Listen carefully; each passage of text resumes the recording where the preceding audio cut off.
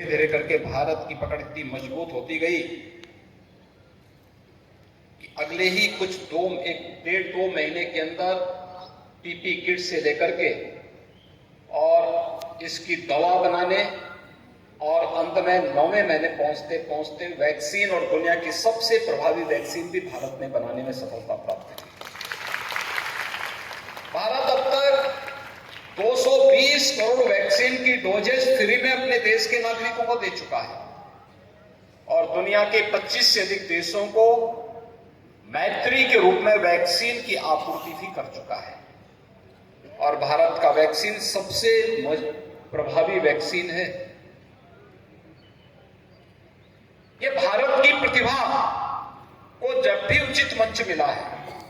उसने इस फील्ड में बेहतरीन करने का कार्य किया है और फार्मा का फील्ड बहुत विस्तृत है, बहुत बड़ा है। क्वालिटी का ध्यान रखते हुए हम समयबद्ध तरीके से अगर कार्य करना प्रारंभ करेंगे तो भारत के साथ साथ दुनिया की मार्केट पर भारत का कब्जा हो सकता है। हमें इस दिशा में प्रयास करने होंगे। यद्यपि अच्छे प्रयास हुए हैं दुनिया के अंदर फार्मा के क्षेत्र में, जो नए रिसर्च हुए हैं, पेटेंट हुए हैं, उस पर भारत ने बेहतरीन किया है। लेकिन फार्मा के क्षेत्र में आज भी हम लोगों को, संस्थाओं को ही इस स्तर पर प्रयास करने पड़ेंगे। डॉक्यूमेंटेशन तैयार करना, पब्लिकेशन के लिए अपने आप को तैयार करना, उसे कैसे फाइल करना है, रिसर्च की संभावनाओं को आगे बढ़ाना और फिर अपने किसी रिसर्च को जिस पे आपको लगता है कि अब तक इसको किसी ने भी मैंने नहीं किया है, उसे पेटेंट कराने के लिए समय पर अपने को फाइल करना एक प्रक्रिया है और उस प्रक्रिया को अगर हम समयबद्ध तरीके से आगे बढ़ाते हैं तो इस फील्ड में हमारी पकड़ उतनी ही मजबूत होगी जितनी आज दुनिया आशा भरी निगाहों से आप सबको देख रही है, भारत की ओर देख रही है। जहां तक उत्तर प्रदेश की बात है,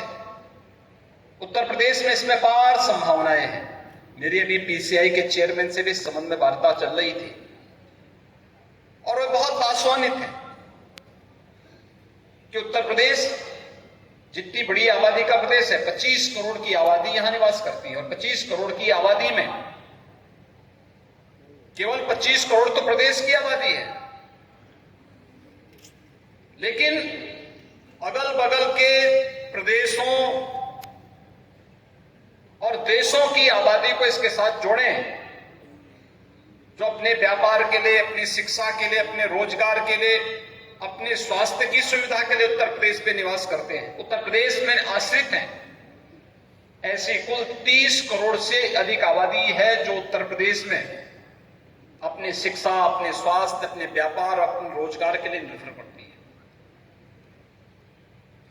लखनऊ और पटना के बीच में अगर आप देखेंगे दवा के दो बड़े मार्केट हैं, एक वाराणसी, एक गोरखपुर, उसके बीच में बाकी कोई नहीं।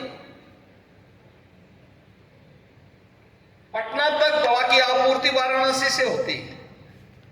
और काठमांडू तक दवा की आपूर्ति गोरखपुर से होती है।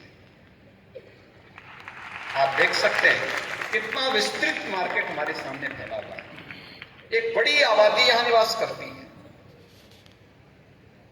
और इस फील्ड में बहुत कुछ किए जाने की आवश्यकता है। इसमें नए इंस्टीट्यूशंस की स्थापना हो, रिसर्च को हमें बढ़ावा देना होगा, यहां की जैव पारिस्थितिकी को ध्यान में रखते हुए किस प्रकार की अनुकूल परिस्थितियों में किस प्रकार के उत्पाद को हम आगे बढ़ा करके इस फील्ड को और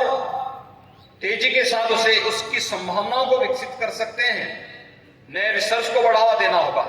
इनोवेशन को संस्थाओं के साथ जोड़ना पड़ेगा और आप किसी भी रिसर्च को आगे बढ़ाते हैं तो उसके पेटेंट समय पर फाइल हो जाए, इसके लिए भी मानसिक रूप से अपने आप को तैयार करना होगा। एक व्यापक संभावना वाला क्षेत्र है और मेरा यह मानना है अगर भारत ने ठान लिया है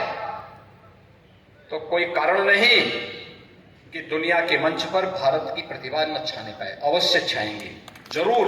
वहां पर कुछ नया जरूर करेंगे।